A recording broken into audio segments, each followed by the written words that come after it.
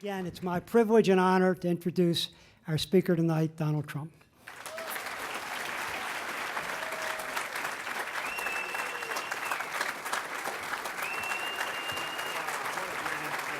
Thank you. You're my pal for life. You got it. My pal for life. Thank you, David.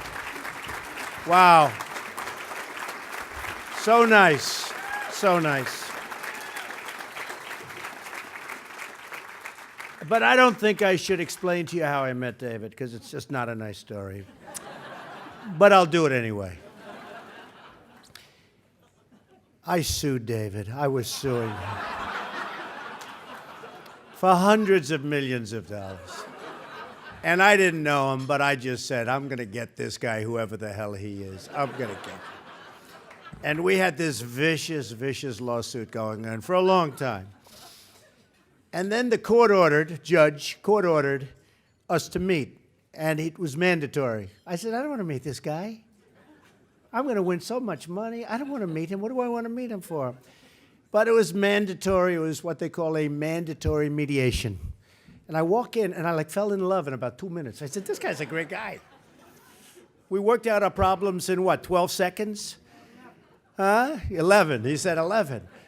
And, we've just been friends ever since. And now I actually have a great success. Today, the PGA of America was over there, and they're looking to do very big things. But I have a great success. And when I need a contractor in this area, who do I call? David Cordish, right? Or Susie, who's even more important, if you want to know the truth. So it's really been a great friendship. And, when Reed and Maggie got together, the funny story is they had a lunch. And I said, how'd their lunch do? And Ivanka said, I don't know, Dad, it lasted about 7 hours. I said, that's a good sign. It was a lunch that never stopped, and now they have a beautiful child, and that's beautiful. And my daughter is an amazing person. She's amazing. She's very exceptional. She's just look, I'm talking about my daughter. We all talk. Our daughters are great. Our sons are great. Everybody's great. But, Ivanka came in today, and she was a little early, and she went to the old post office on Pennsylvania Avenue. And she said, but Dad, which we got. Can you imagine? We got it. And it's going to be fantastic. But she's in charge of it. And she said, Dad, I'm all dusty. I said, you know what? If I explain it, people will understand why you're all dusty. Because she was walking around. It was 100 degrees out today, and she's walking in a building that probably was about 120. That's wonderful to have youth, David, isn't it? Huh? Youth. But she has been something really special, and all of the things she's doing. She was in charge of Doral in Miami, and that's become a spectacular success right smack in the middle of Miami. It's one of the hottest places in the country right now. And I'm just very proud of my daughter, and I'm so proud for you, Maggie, and that great friendship that you've had with Ivanka over the years. So congratulations. I want to just mention, I'm in a room and I'm so happy you set your all-time record. I just heard it's the all-time record. I don't know, I think it's because of Cordish. He's a hard pusher, and David, David is one hell of a guy. Boy, I'll tell you what, you talk about polarizing. Somebody said, Mr. Trump, you're quite polarizing. I said, I'm nothing compared to David. You are amazing. But between the two of these giants, they're giants, this was some great event and some great amount of money raised. And by the way, I met your governor. I respect your governor. He's going to beat it, and please give him my regards.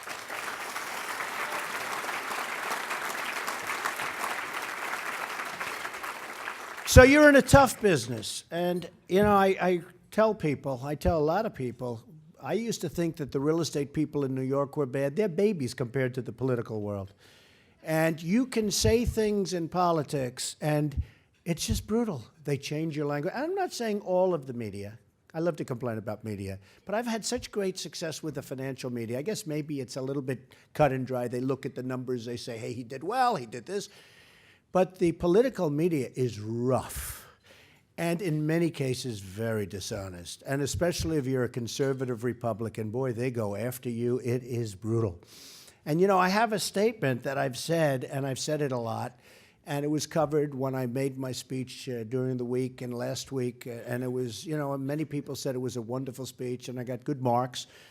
But some went after me for saying things that were horrible. I have an expression that I use, the American dream is dead, but I'm going to make it bigger and better and stronger than ever before, right?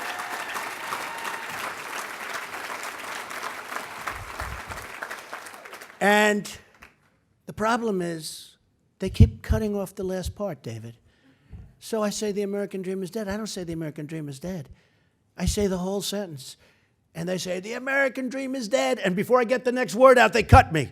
And then they say, isn't that terrible? Michael knows because he has to defend me all the time. But Michael knows what I'm saying. And it's terrible. It's terrible. The fabrication, the lies, the things that go out there. I'll give you a couple of examples. There's a show on Fox, and Fox generally treats me good. The anchors are great. But there's a woman, Dana Perino. I hardly know her. So what happens, I have to explain the story. So she calls me up, Mr. Trump, I'm doing a book. Could you give me a tweet? Now, I have 3 million followers on Twitter and 2 million followers on Facebook. I have 5 million. It's like owning the New York Times without the losses. It's fantastic. And everybody that does a book, it's true. Everybody that does a book, they all call me, Mr. Trump. People I don't even know, please. I said, but I never met you. I don't want to give you a tweet. So Dana Perino, she comes out, and I watch her on the show. Got a little problem with, like, marbles in the mouth. And I watch her on the show. But she comes out. She has lunch with me a while ago, then another lunch. And then she calls and she wants to know, could I do a tweet? And I say, absolutely. I'd love to. Let's send over the book. So I do a tweet. Her manager writes me saying, Mr. Trump, thank you so much. It was so great. Do another one, blah, blah, blah. I have all these notes. Then she sends me a card. Mr. Trump, thank you so much. And she sends me the book. And it says something so nice. I won't even tell you it's so nice. Everything's beautiful. And her book did okay. I wouldn't say it's exactly Gone with the Wind. All right? And then I see her on television on O'Reilly the other night. And she's attacking me. I say, what kind of people are these? She's attacking me. So I say to myself, that's incredible. Then she attacked me again. I said, wait a minute. She's writing me all these. She wrote me the most beautiful letter. She called me. That was like 2 months ago. Tough business, right? Then I have Neil Young. Everybody like Neil Young? I like Neil Young. So I'm at a Neil Young concert, like, I don't know, 6 months ago. I'm sitting, and they want me to go backstage. I couldn't do it. I lead a busy life, and I just didn't want to. But I like Neil Young. So I'm at this concert in New York, and Neil Young calls the next day. It's sort of funny. You think of Neil Young, it's great. Now I get a call. There's a man named Neil Young on the phone. I said, who's Neil Young? Isn't that funny? It's like a name. I say, who's Neil Young? Oh, he'd like to talk to you. I said, oh. They said he's a singer. Oh, that Neil Young, I see. I actually didn't know. I'm saying, you can't put 2 Neil Youngs together. So he calls me, hey, Mr. Trump, I heard you were at my concert last night. I'd love to come up and say hello to you. I said, all right, because I don't think he does this. I said, do you ever do this? He said, I never do this. I said, well, I'm greatly honored. Come up. He comes up to Trump Tower a number of months ago. And he tried to raise money. He won like $5 million from me because he's got a sound synthesizer that makes sound better. I said, but Neil, what about all these companies that do this? I mean, they're pretty good at it, aren't they? No, mine's better. So he wants $5 million. And I said, okay, let me look at it. He met with all my people. I had like 10 people meeting with him. Nice guy. And that was that. Then I get a call from him a week and a half ago. He said, Mr. Trump, I'm in Norway or Europe or someplace. I don't know, he's someplace, long ways away. He called me to say hello. I said, isn't that nice? He said, could you come to my concert in Jones Beach? I said, when is it? He said, like in October. I said, it gets a little cold in October in Jones Beach. But whatever it is, I don't know. He's got a concert in Jones Beach. What the hell do I know? So I said, Neil, I'd love to. Absolutely. That was like 3 days. Then I announced. And one of the songs was one of his songs. I had like 10 or 12 background songs. Now, I'm a very careful guy because Cordish and I have to be very careful. Right, David? We can't play games. So I wanted to make sure, because a lot of press at that deal when I made my announcement, I wanted to be sure everything was okay. I had to be sure. And I said, make sure, do we have the right to, so they called up this one, that one, they signed all these, today it's a lot different. You can make like group deals. So we made a great deal. We made a good deal. We got it for a good price, okay? All these songs, they're all over the place. It's background music. All of a sudden I get this like thing. Neil Young protests Trump music. Now, of course, in all fairness, he's super liberal. I'm the exact opposite. And he turned on, and I guess they were playing one of his songs, background music. And then his manager said, oh, how terrible it is for Donald Trump to use the music. And he's with Sanders, I guess, you know, which sort of makes sense when you think about it. And I'm saying to myself, how can this be possible? The guy's calling me all the time. He loves me. He's telling me I'm the greatest. He's coming up to my office. I have pictures of him standing with me against the walls. My staff is meeting with him. And then all of a sudden, this happens. Like, it's amazing. Tough business, David. Tough, nasty. Then I have another one. American, did you ever hear this? Club for Growth. Who's more about growth than me? So this guy comes up, Club for Growth. Like, I never even heard of it. Club for Growth. Sounds good. I mean, I'm all about growth. So I figured, how bad can this be? The guy comes up, president of the Club for Growth. And I say, oh, his name's like David something. I never met the guy. He comes up. He's talking about growth. Okay, you know, I'm falling asleep. He's talking about growth. And he says, great, I love the job you've done, Mr. Trump. You've employed so many. And I've employed, by the way, tens of thousands of people. The people in this room in the real estate industry understand what I've done. I've done really a good job with this stuff. And I've employed tens of thousands. That takes care of health care.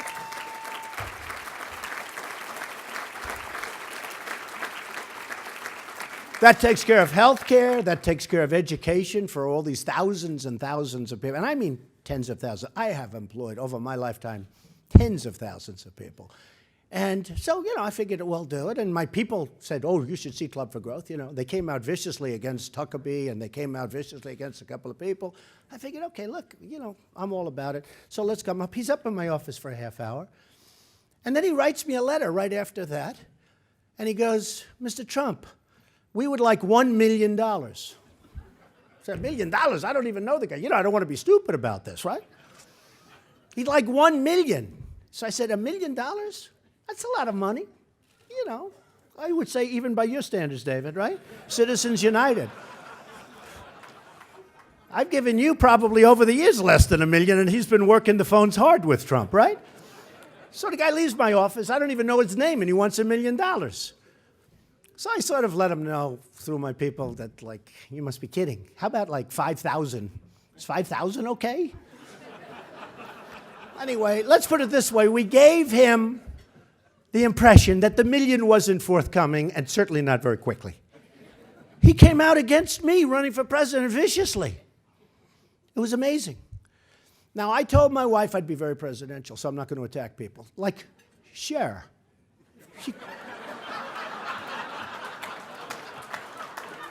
I never liked her music because it's so computerized. I think she's so highly overrated. So I told my wife I will not attack her, so I'm not going to, and I'm not going to attack Rosie O'Donnell, because she's not for me either. She's not for me.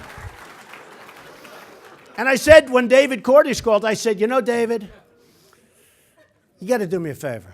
I've been working. I'm all over the place. I did get that great poll today in New Hampshire. I can't believe Bush is in first place. You know, some people are thrilled. I'm not thrilled, because how could Bush be in first place? This guy can't negotiate his way out of a paper bag.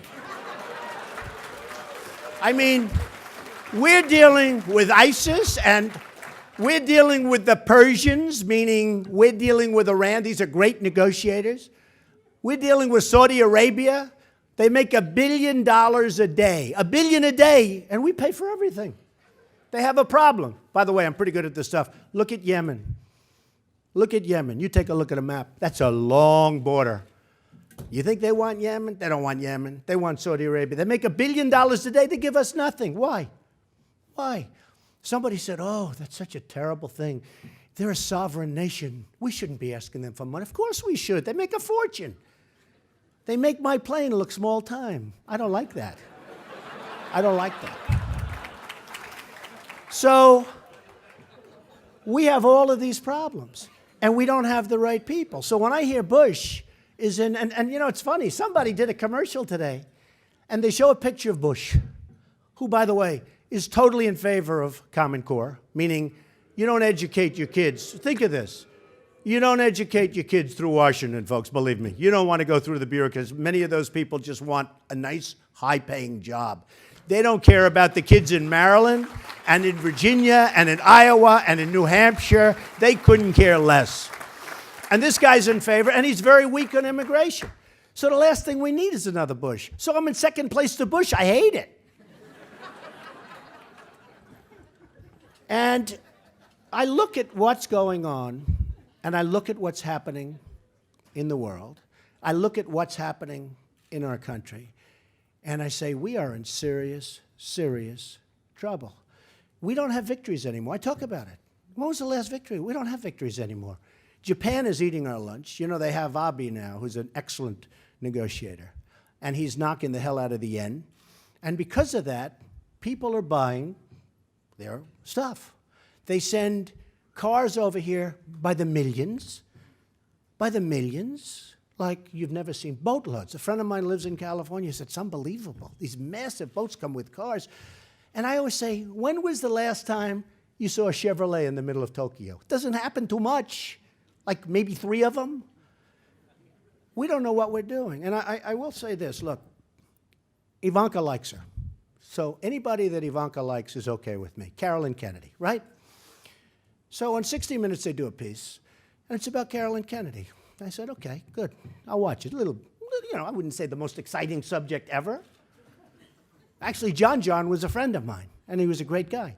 But I'm watching this piece, and she's a little naive, and she's going like, and she's against these killers. Abe, killer. He wants to destroy. I mean, these are smart people.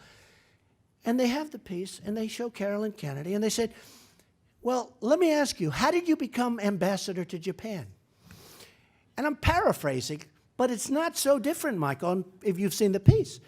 She goes, well, I really had nothing to do, so I went to the White House, and I said, do you have anything for me to do? And they said, would you like to be ambassador to Japan? And she goes, really? This is what she's explaining. And the ambassador to Japan is the one that really is, I mean, it's unbelievable, the power, because that's really our chief negotiator with Japan. And she has no clue. She's very nice. She's a very nice person. But we don't want her. We want, look, I know everybody I know all the best on Wall Street. I know the smartest. I know people that are overrated. I know people that are underrated, that are phenomenal, that you've never heard of. Those are the people we want. I mean, we want great people because we are being destroyed by other nations. Our money is being taken out of our pockets like clockwork. And I tell the story a lot. A friend of mine, he's a great excavator. What he does is excavate. He digs. Not bad. He makes a lot of money, big company. And he comes to me and he tells me, he's sad. He said, I just bought a lot of Komatsu tractors. I said, why Komatsu? You've always bought, you know, it's always gone with Caterpillar. I said, why'd you do that? He said, well, you know, they've just cut the yen so much. And I owe it to my wife and my family and my company and my employees. He said, I made a deal that's so good, and yet I'm very distraught. He was actually semi-distraught. And he made a deal for Komatsu instead of Caterpillar. Well, that's happening all over the place. That's just one example. I have another friend who's an amazing manufacturer. He can't get into China. He can't. You know, they talk about free trade. I'm a free trader. The problem with free trade is you need smart people like David Cordes. I put you in charge of China, David. I wouldn't even think about it. China's taken care of. Okay? Believe me. Believe me.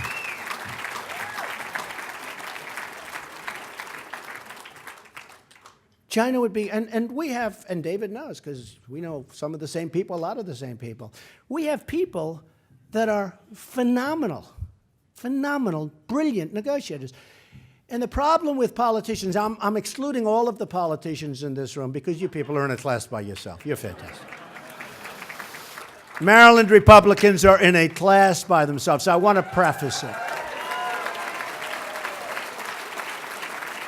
But outside of Maryland Republicans, politicians are all talk, no action, nothing gets done. Nothing gets done. And you know, they are controlled by lobbyists. They are controlled by their donors. They are controlled by so many other factors, not by the good of the country. That's the problem. You have special interests that are controlling people, and this has nothing to do with the good of the country. You have a trade pact that right now is perhaps going to eventually get through. That's a disaster. First of all, some of the great business people in here would understand this. It's with many countries. And China's sitting back lurking because China wants to go in through the back door, 100%. As sure as you're sitting there. As sure as you're sitting there. And the Republicans, it's Obama's bill, but the Republicans are pushing it.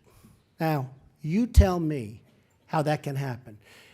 They don't talk about currency manipulation the way they should be. And by the way, a few months ago, they weren't talking about it at all. I made a speech. It got a lot of publicity because I talked. China, Japan, and lots of others are killing us because of currency manipulation. And they didn't even have it in the bill. That's how good. And again, we have a president who honestly is not a negotiator. I don't want him negotiating for me. Everything he makes bad deals. He doesn't know what a good deal is. He's a terrible negotiator. Some people would say he's incompetent. I would not say that. Yes, I would.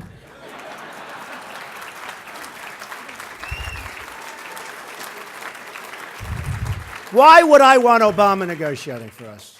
Look at the deals he's made. They've been a disaster. Look at what's going on with our military. Look at what's going on with our vets. Look at how our vets are being treated. Our vets are being treated like third-class citizens.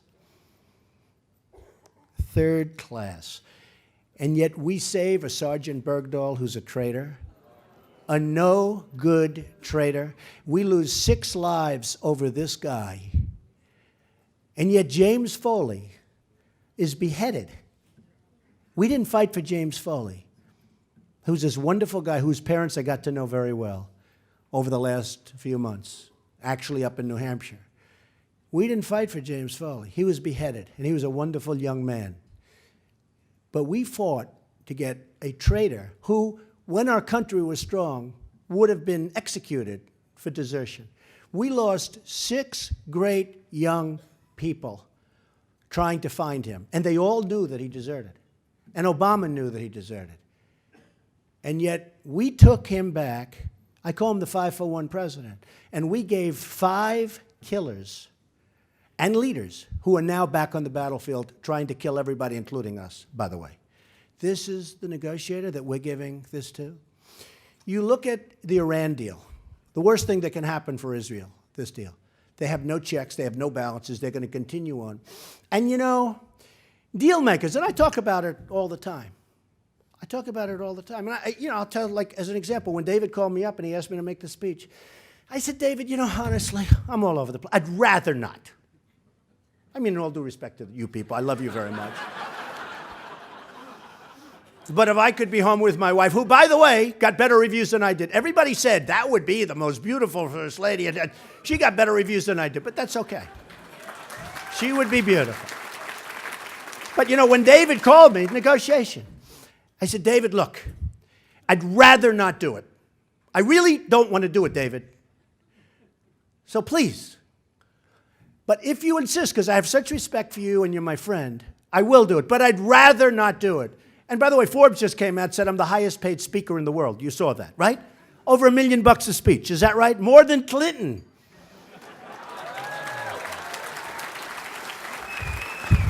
And by the way, with me, you know that I get nothing. I don't have to do something for somebody to get the speech. I mean, me, it's just a speech.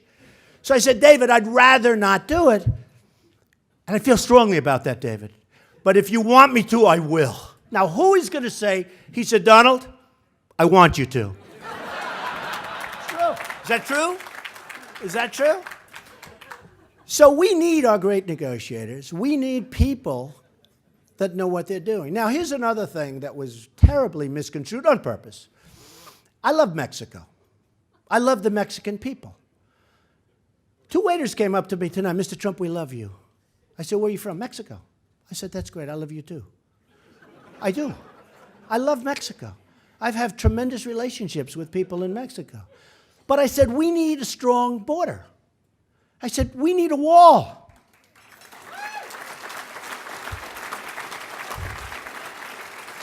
We have to get people to stop flowing into our country like water.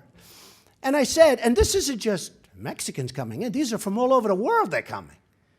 And a lot of the people are bad. Now, doesn't it make sense? These countries aren't sending their finest. They're sending people that are, got a lot of problems. Doesn't that make sense?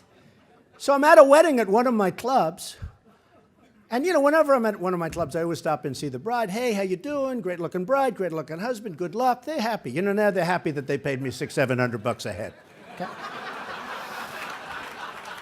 And I'm at this wedding 2 weeks ago, beautiful bride in Bedminster, New Jersey. And I see the bride, I see the groom, and, you know, after about 2 minutes, I was bored stiff. I wanted to get out of there. But then I meet these two guys. I say, what do you do? Good-looking guys, strong, tough guys. So we're border guards. I said, what border? We don't have any borders anymore, do we? I was actually surprised. I said, no, we're border guards. We're guards on the southern border. I said, wow, tell me, sit down. I was with these guys for an hour. I found it very interesting. And they said, you know, it's tough, Mr. Trump, because we're letting people in that we shouldn't. I said, how bad is it? They said, now, these are two innocent guys. These are not guys that, you know, are looking to cause problems. They're just telling me the facts. I mean, I meet all sorts of con men and guys a little glib with their tongues. These are guys that are just great people. They're like great American people. They said, you have no idea how bad it is, Mr. Trump. I said, how bad is it? They said, some of the people coming into this country are just unbelievable. They're killers. And these aren't just Mexicans. This is all over. This is all over. All over South America, probably from the Middle East. Why not? That'll be next. They said they're killers, they're rapists, they're drug dealers. And it makes sense. You know, it makes sense. And I wasn't that surprised to hear it. But they were very down because they're not being allowed to do their job. They could do their job. We could do a great job without the wall, except I just happen to be so great at building things, I would do some great work. Okay. I'm the best. I'm the best builder. Nobody can build like that. But they were very sad. And I said to a couple of people, and then I said to them, I basically said this, we need to strengthen our borders. And they said, I'm a racist. And they said, I don't like Mexico. I said, I love Mexico. Why don't I like Mexico? And a lot of the people that come in from South America, they don't want it to happen either. Because these people are causing problems and taking jobs and this and that. But I said, I love Mexico, I love the people, and they say, I don't love Mexico. So the way they go about taking what you say, one of the advantages, by the way, to live television, a lot of people don't like doing live television. I'd actually rather do live television. Because if you do live television, they can't cut you. When I do a piece, I did a piece the other day for some. Actually, it was 90% good.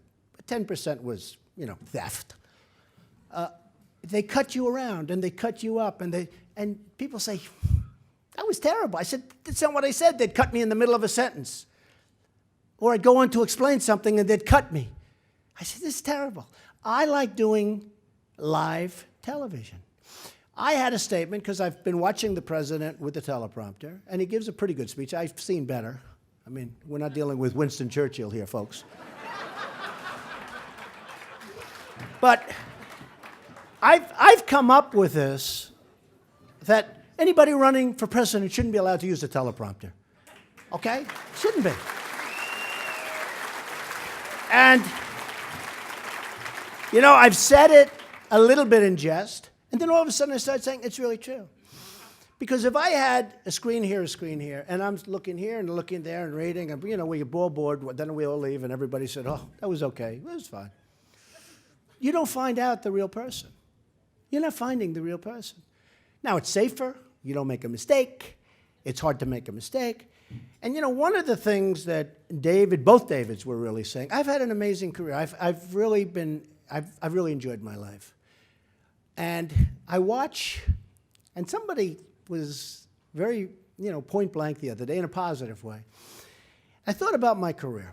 I went to the Wharton School of Finance, which is probably the hardest school in the United States to get into, and has been for many years, even in my day. And that was before I was Trump, so to speak, okay? You know, who do I know to get into Wharton? I had really good marks. I was a good student. I had an uncle who was at MIT for many years, Dr. John Trump, one of the great scientists. I mean, like, I'm a smart person. So I go to the Wharton School of Finance, right? Get in. I see some of the smartest people in the country. They were in my class. Interestingly, and this is for you, Some of the smartest people in Wharton aren't the biggest successes. It's the people that never quit and never gave up. They never, ever gave. You understand what I'm saying? They're the ones that are running things. Very interesting. But I go to the Wharton School of Finance, great student. I leave Wharton. I start off with my father in Brooklyn, and I say, Pop, I want to go into Manhattan. No, son. And I have a great father. He was a great guy and a great negotiator. I learned so much. Not that he taught me specifically, but I'd play with blocks at his feet while he's on the phone fighting with a plumbing contractor over price. And when I was a young guy, 5 years old, 4 years old, 6 years, I'd hear this and I'd hear it. And I'd say, wow, that's great. And I had a father who loved to work. He was a worker. And he was a happy man. He had a great marriage. He had a fantastic marriage. They were married for 63 years, like just a happy marriage. And I said to him, I learned a lot because I said, you know, you can work and be really happy. It's a great thing. But I had a father who really was a teacher to me and a mentor to me. And when I look at what, you know, my career, so I go to Wharton, I do great. I get out. My father said to me, son, you don't want to go into Manhattan. I said, but Pop, I want to build these big buildings. He said, it's not our territory. And he was a tough cookie, but he was a very good man and a loving father. He said, son, it's not our territory. It's not for us. Let's stay in Brooklyn and Queens. We're doing great. Just, it's not our territory. It's not for you. You don't want to build there. That's the big leagues. You don't want to be there. I said, but Pop, I got to do it. So I was with him for 4 years. I was pretty young when I went in. And I was working with the Penn Central Railroad. I wanted to get options. I wanted to get this. I was all over the place. All of a sudden, I get an option to the old Commodore Hotel, and I fix it, and I build it. I make it into the Grand Hyatt. My father said, wow, that's amazing.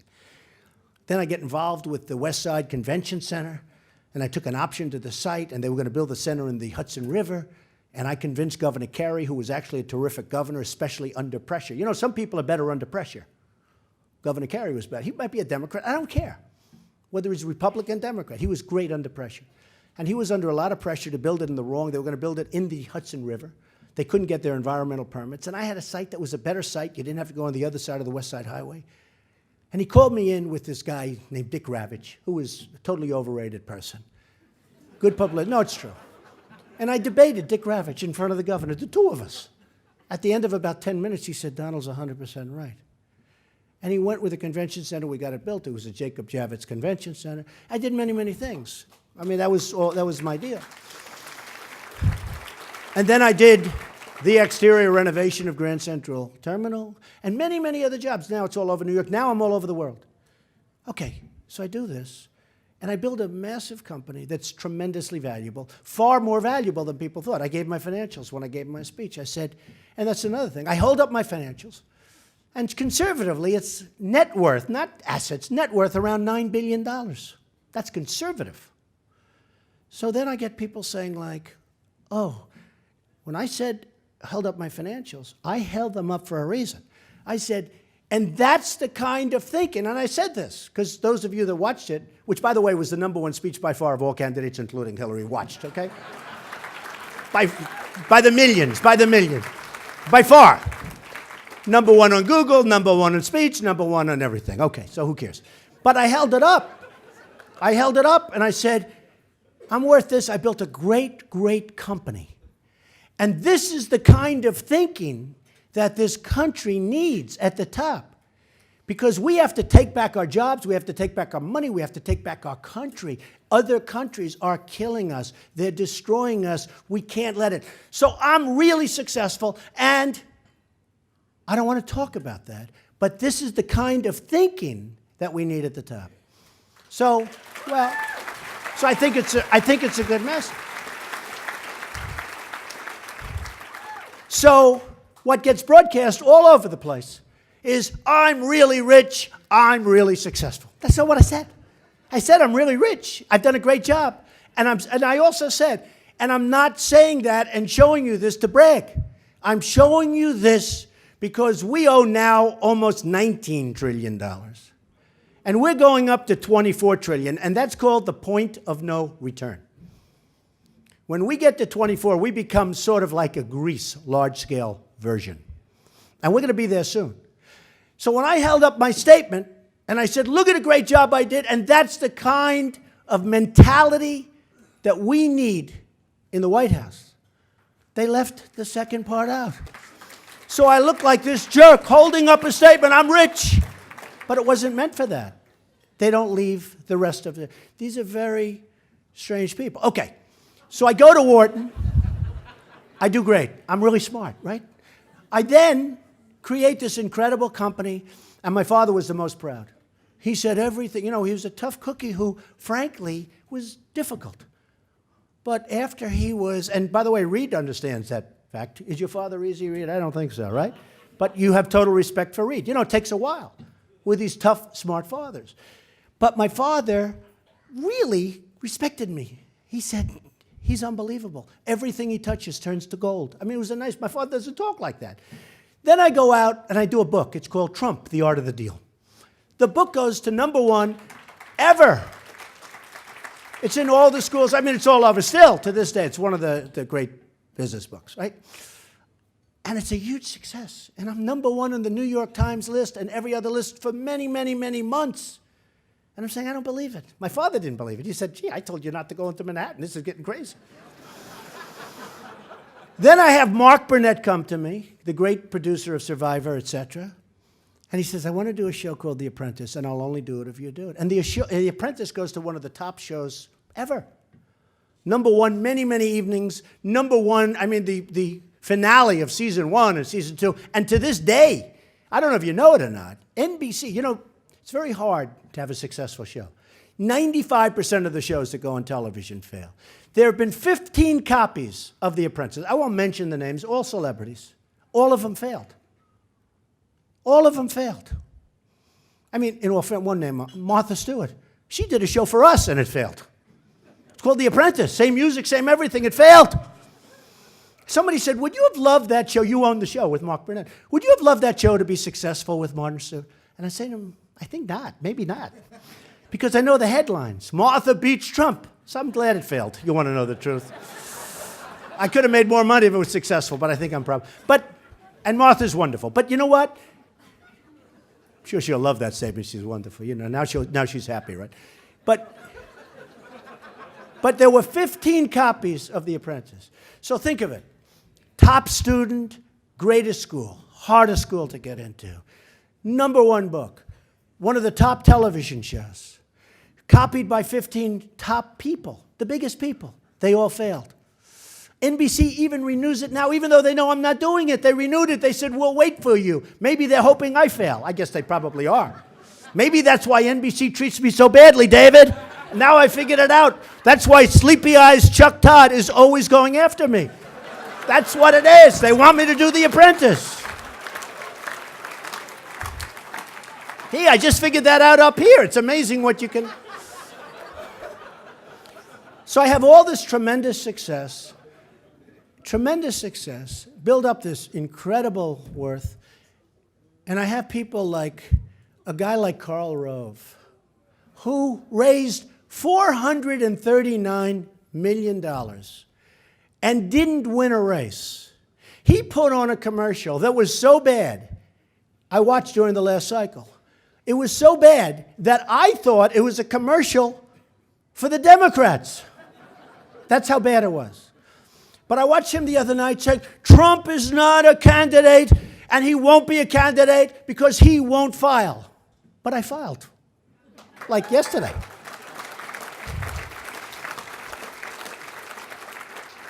But now they'll find something else. And all you can do is be honest and be truthful. And the fact is that we have had tremendous support. Because people are tired of being pushed around. They're being tired of our military being obsolete with its materials, with its weapons, what we're doing. The other day I saw a report that the enemy took over 2,300 armored Humvees. I said, no, you don't mean 2,300, you mean like 3. Think of it, 2,300 vehicles. And these are very, very expensive armor plates, the best you can get, brand new. We gave them to our so-called partners, and a gun was fired into the air, and our partners ran like a bunch of thieves. And the enemy took over these cars. 2,300. Who ever heard of so many? How did they get them over there? We have people that don't know what they're doing. We have a Secretary of State, who I think is a very nice man. I've met him a couple of times. But he's our chief negotiator with Iran. Now, you know how important that is? Because nuclear weapons are so important. And he gives up on everything. This guy gives up on everything. We're losing on every front. Again, the Persians, great negotiators, but they go back, and they go back to Iran during this break. Now, David Cordish is sitting here, and he's probably saying, how long is that negotiation? This negotiation, David, has gone on forever. We were almost children when it began. It's the longest negotiation I've ever seen.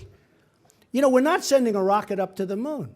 We want inspections. We want this. We want that. We don't want you to make nuclear. We don't want weapons. So we say we don't want this. They say no. Oh, well, how about this? No. And they just keep saying no until they get what they want. Then we have this guy at 72 or 73. He decides to go into a bicycle race. He's in a bicycle race. He breaks his leg. I promise, I will never enter a bicycle race. Ever.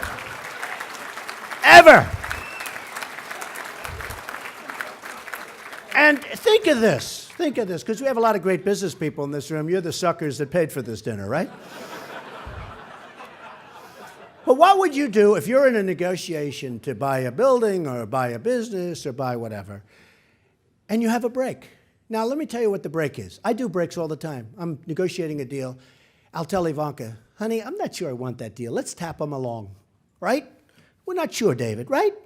So we go tap, tap, tap. You know, a few weeks go by. We changed our mind. We didn't change. We're doing our thing. Maybe we're doing a little number on the people on the other side. We want to get the price down. But it's called tap, tap, tap. That's what they're doing to us. The Iranians are doing that to us. They don't want to meet. They're going to meet at the end of June. We're going to not meet. They don't know. Nobody knows. Then I see Obama get up and he explains the deal. And the head people in Iran say, that's not true. And they turn out to be right. And then the top general says essentially that he's going to annihilate Israel, and we keep talking. And then in Yemen, we're fighting Iran. But we don't mention that because one thing has nothing to do with the other. We're at war with Iran and Yemen, which, by the way, Saudi Arabia should be paying for, but these are minor details. 100%. And if you had the right messenger, Saudi Arabia would pay for it. I could take 20 people, maybe 5, in this room. And I could send them in, and we have the right messenger. And if we had the right messenger, we'd say, hey, fellas, here's a story. $1 billion a day, a lot of money, making a lot of money. You're not going to have a country in about 3 weeks.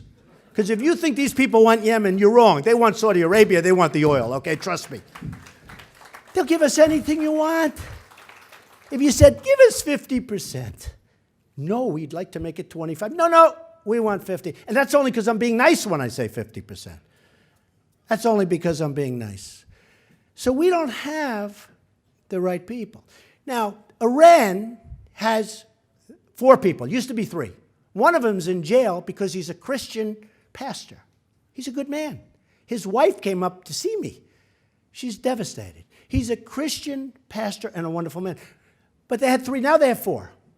So if we had David Cordish, Trump, a number of people, right, that we know, we would have started that negotiation on nuclear. We would have said, okay, fellas, by the way, it's only fellas. They don't have women. They haven't figured out that the women are smarter than the men yet. They just haven't done it. By the way, that will take another 150 years, but that's okay. That's good for us. That's not bad for us. So if we had the right messenger, we'd say, first day, first hour, first minute. Fellas, got to do us a favor. Got a problem. You got 4 people over there. It was 3, now 4. Got 4 people over there. They're good people. They're in the most vicious prison. Let them go. Going to set a great tone for the United States. Your people don't care. You don't care. They did nothing wrong. Let them go. And it's going to be great. Going to make life easier for all of us. Right? The right messenger. We don't even bring it up.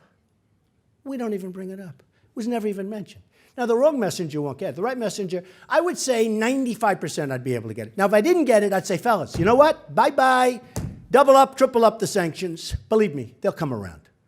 They'll come around. We want to take the sanctions off during negotiations. Can you believe? Do you ever hear of anything so stupid? So we want to take the sanctions off. So I would have said, come on, let them go. If they didn't do it, I would have walked, and I would have doubled up. We would have had them out. Now, here's another thing. We are giving them hundreds of millions of dollars, hundreds of millions of dollars on a monthly basis instead of holding it. And the excuse and the reason is they say we owe it to them. So then I said, why don't we just make that part of the nuclear negotiation with Iran? They said, well, one thing has nothing to do with the other. I said, why? Why? Why doesn't it have to? So we're giving them hundreds of millions of dollars on a monthly basis. I don't know if you know this. It came out 2 weeks ago. And Marie Harth, very nice person, blonde hair, big glasses, right? From the State Department. She said, well, one thing has nothing to do with the other. In Yemen, we're fighting, as I said. Why are we letting them? They're shooting it. They're trying to kill us. They're our enemy. They're actually on the field. They don't want to bring Yemen up. Why? Why? Because they say it has nothing to do with the nuclear talks. These are people that truly have never read The Art of the Deal. They don't know what they're doing. They don't know what they're doing. So I end on a positive note. We're making a lot of progress. We've got to get really smart people in office. We've got to get our best and our finest. China has their best and the finest. I mean, Mexico is doing a tremendous number. I have great respect for Mexico. I love Mexico. They're killing us. They're killing us. You know, I tell the story about the Ford plant, and the head of Ford wrote me a beautiful letter the other day. He said, you know, you're mentioning it, but it's an amazing story. Ford goes to Mexico. They're opening up a plant, $2.5 billion plant. That's a biggie, right? $2.5 billion? And they know how to spend money. I mean, that's like a lot of money. And it's near our border, and they are going to make cars and trucks and parts and whatever, engines. They're going to make a lot of things. And they're going to have all Mexicans manning the plant. I think that's wonderful. And I said, what would Trump do if Trump is President Trump? I would call the head of Ford. And I would say, congratulations on your new plant in Mexico. I think it's a wonderful thing. I really do. I think it's a wonderful thing. But here's the story. If you send cars and trucks and parts and whatever else you're going to have into our country, we're going to charge you 35%. Because all you're doing is taking jobs away from the United States. That's all you're doing. And I actually had an idea that I think is a very good one. I think Ford will probably pick it up eventually. To get the cars and trucks and everything over here, let the illegals drive them in. They're coming in anyway. It's true. The illegals can drive them right through the border, drop them wherever the hell. And then I said, okay, so it's not going to be President Trump. Let's say it's President Bush, God forbid. Or any one of the others, including Hillary. What would she do?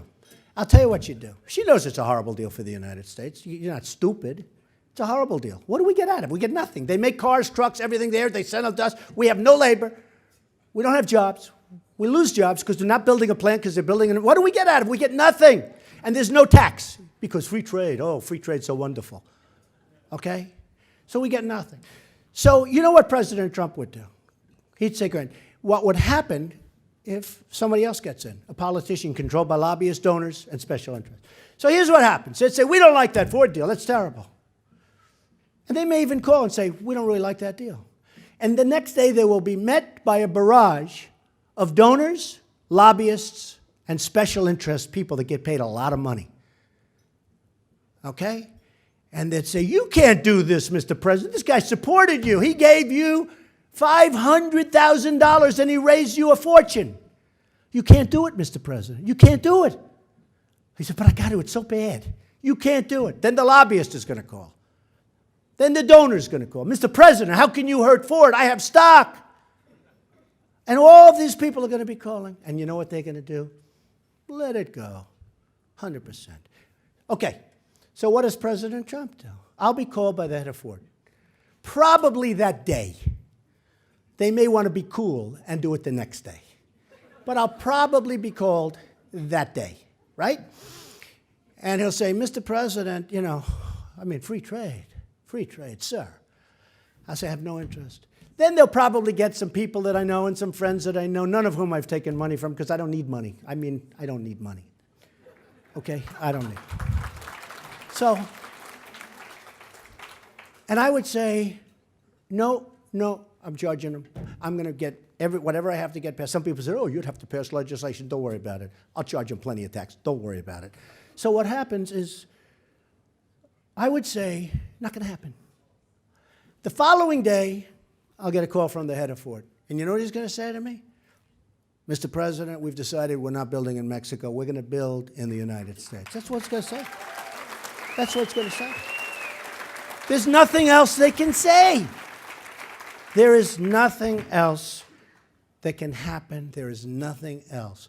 We lost a plant in Tennessee to Mexico. Again, I love them, but their leaders are much smarter than our leaders. They're much more cunning. They're sharper.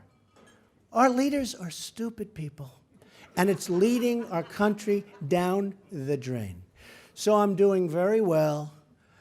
Perhaps all of those cameras back there will leave my full statement that the American dream is dead, but I'm going to make it bigger and stronger and better than ever before.